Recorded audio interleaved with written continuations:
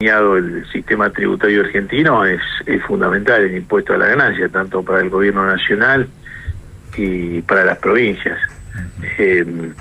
Desde 1932 que aparece por primera vez con el nombre de impuesto a los réditos, surgió siempre de manera transitoria. Esto creo que en una próxima reforma constitucional de la nación hay que tenerlo en cuenta y permitir que los impuestos directos sean de manera permanente. Claro, digo, hay bastante equidad en lo que es en una sociedad, el impuesto ganancia, es decir, ganancia pagan los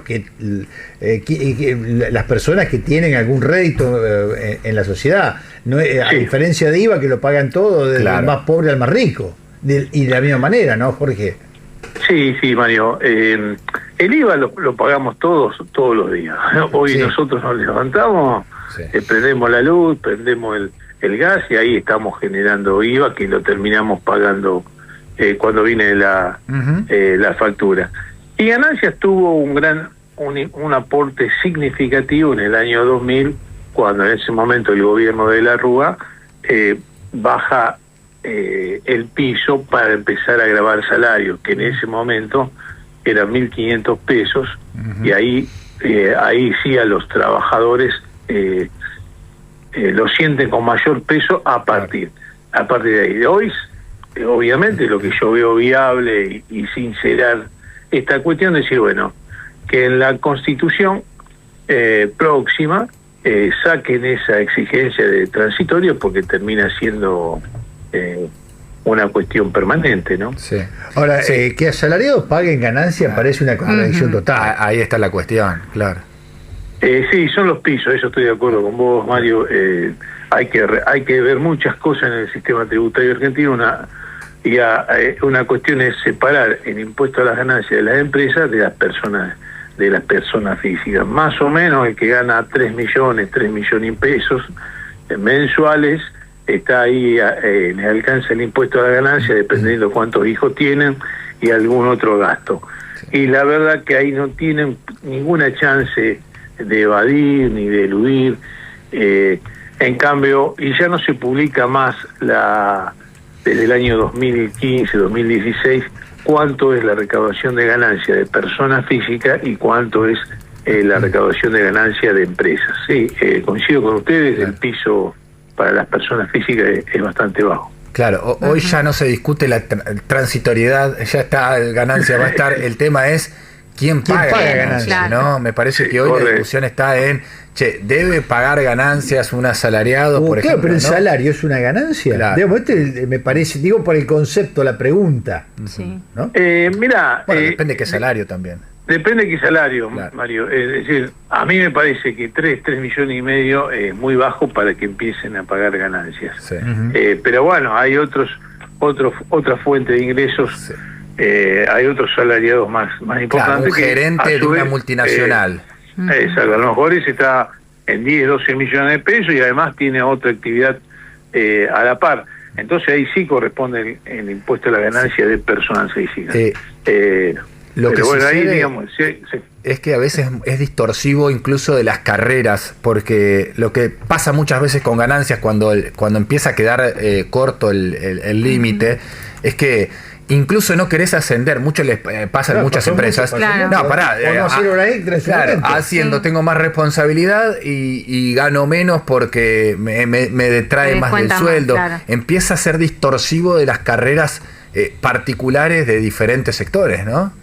Sí, eso fue un reclamo de muchos gremios, porque en un momento se daba la contradicción que no convenía hacer obra extra, convenía no trabajarlas, porque el impuesto a las ganancias se absorbía todo el incremento, ¿no? Ahora, ¿en algún lado se discute alguna reforma tributaria en serio en el país, o eso lo discuten ustedes los académicos cuando se juntan, digamos, y hacen aportes valiosos? Pero digo, ¿hay algún lugar, algún ámbito donde se diga, mira, habría que hacer una reforma tributaria? ¿Cómo hacemos para hacer más eficiente el sistema y que paguen más los que más reciben? ¿O eso no es así, Jorge? No, ahí está el fondo que evidentemente mandó algunas pautas para reformar algunos impuestos. En concreto, hasta ahora no hay nada. Que se hablaba de cambiar el monotributo, bueno, de vuelta el tema de ingresos brutos y el IVA, pero en concreto no hay nada, y yo creo que en esto el gobierno nacional, tiene que dar información para que se vaya analizando, no tanto para los técnicos, sino también para que las provincias se preparen, porque algunos cambios necesitan un periodo de transición. Por ejemplo, si se quiere reemplazar ingresos brutos por el IVA provincial, se requiere 3, 4, 5 años de transición, y algunos otros cambios también van a necesitar una transición importante. Y es bueno, por ejemplo, que si el fondo está promoviendo algunas reformas, que se den a conocer, así se pueden ir evaluando. Obviamente que todo cambio que se proponga hay que analizarlo, y si son positivos, darle para adelante.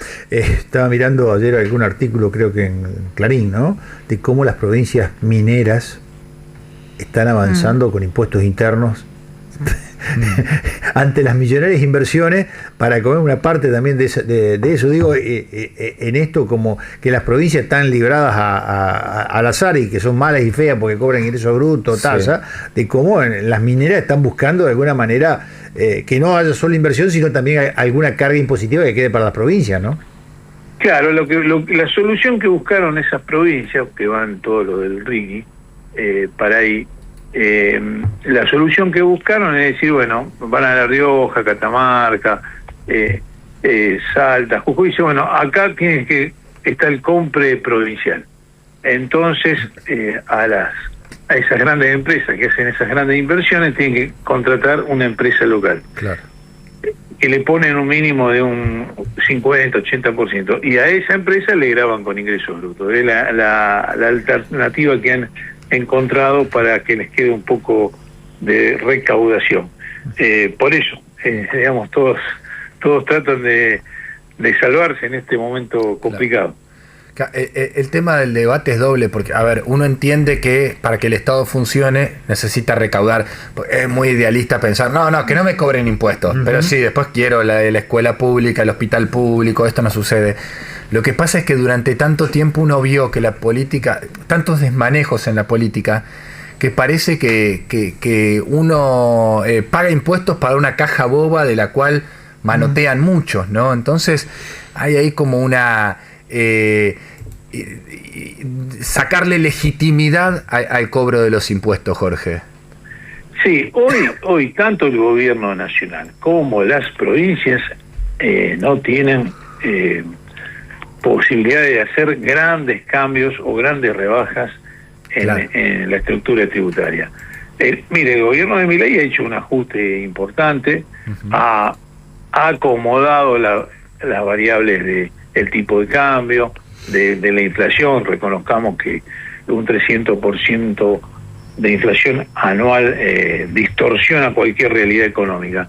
Lo que sí le está faltando es acomodar otra variable de la macroeconomía, que es el empleo, que es la capacidad ociosa. Tenemos muchas fábricas con capacidad ociosa y tenemos desempleo, y esto genera que en las grandes ciudades tengamos caída del consumo.